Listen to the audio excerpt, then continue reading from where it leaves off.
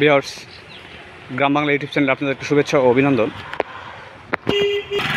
আমরা যারা পলিথিন ব্যবহার করে থাকি বিভিন্নভাবে, সেটা প্যাকেটজাত খাবার হোক আর যেটাই হোক, আমরা এখানে ওখানে ফেলে দিই। সেটা আমার মনে হয় যে প্যাকেটজাত এই পলিথিনগুলো এক জায়গায় সংরক্ষণ করে এইভাবে পুড়িয়ে দেওয়া। দেখুন কত চমৎকার এতে এই বাজারে, একটু বাজারের পাশে এগুলো পুড়িয়ে দেওয়া হচ্ছে। আসলে পরিবেশকে ভালো, নিজেকে ভালো রাখতে হলে পরিবেশকে ভালো রাখতে হবে, আর পরিবেশকে ভালো রাখতে হলে পলিথিনের ধ্বংস করে দিতে হবে।